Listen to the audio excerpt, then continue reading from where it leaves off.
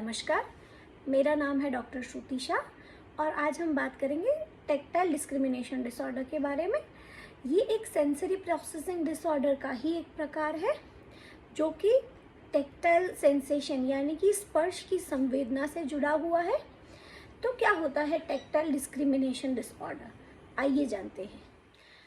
आपके और मेरे नर्वस सिस्टम में ये क्षमता रहती है कि आपने अगर पहले कभी भी कोई चीज़ छुई हुई है तो उसे आप आंखें बंद करके भी पहचान सकते हैं। पर जो बच्चे टैक्टाइल डिस्क्रिमिनेशन डिसऑर्डर से गुजरते हैं वो ये नहीं कर पाते हैं। उनके नर्वस सिस्टम की ये क्षमता कार्यरत नहीं होती है या तो कम कार्यरत रहती है। तो कैसे पहचानेंगे इन बच्चों को?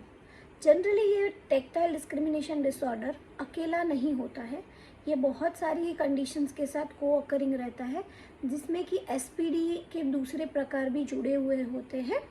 पर अगर सिर्फ बात करें टैक्टाइल डिस्क्रिमिनेशन डिसऑर्डर की तो इसकी सिम्टम्स क्या है? आप अगर बच्चे को बचपन से नोटिस करें तो आप देखेंगे कि अगर आप बच्चे को कुछ लेने भेजें तो वो दो चीज़ों के बीच में डिफरेंस नहीं समझ पाएगा।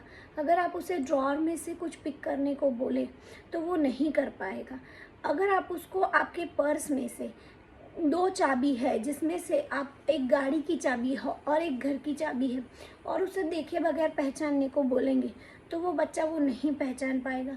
या अपनी जेब में से कॉइन निकालना या कोई और खिलौना आंखें बंद करके ढूंढना, ये बच्चे की क्षमता नहीं रहता है। इसके अलावा साथ होने वाले प्रॉब्लम्स में एडीएल में प्रॉब्लम होना होता है जिसमें कि बटनिंग और अनबटनिंग, बच्चा नहीं पहचान पाएगा कि कौन सा बटन है और कौन सा उसका होल है। इसके अलावा जब बच्चा राइटिंग स्टेज में पहुंचेगा तो आप ये देखेंगे कि बच्चा अगर चॉक या पेंसिल से लिखने की कोशिश कर रहा है तो वो चॉक या पेंसिल को तोड़ देगा क्योंकि उसका नर्वस सिस्टम ये नहीं समझ पाएगा कि कौन सी चीज़ को कितने प्रेशर से होल्ड करते हैं और कौन सी लाइट चीज़ को लाइटली होल्ड करना चाहिए। जैसे कि डिस्पोजेबल ग्लास में पानी पीना इस बच्चे के लिए टास्क होगा क्योंकि वो नहीं समझ पाएगा कि ग्लास को होल्ड करने के लिए उसे कितना प्रेशर यूज़ करना है। वो यूजुअली ग्लास को पिचका देगा। तो क्या एक्टिविटीज़ है जो हम इन बच्चों में यूज़ कर सकते हैं इनके ये स्किल डेवलप करने के लिए? तो सबसे पहला है sand play. Sand play in बच्चों के लिए बहुत ही फ़ायदेकारक चीज़ है। अगर ये घंटे भी सैंड में खेले फिर भी उनको कोई इससे नुकसान नहीं है।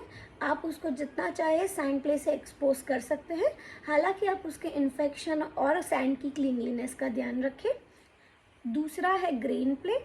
आप बच्चे को एक कंटेनर में अलग अलग प्रकार के ग्रेन्स जैसे कि गेहूँ है या मूंग है या चने की दाल है या छोले है, वो आप उसको एक बोल में मिक्स करके दीजिए और उसे सेग्रीगेट करने को बोलिए।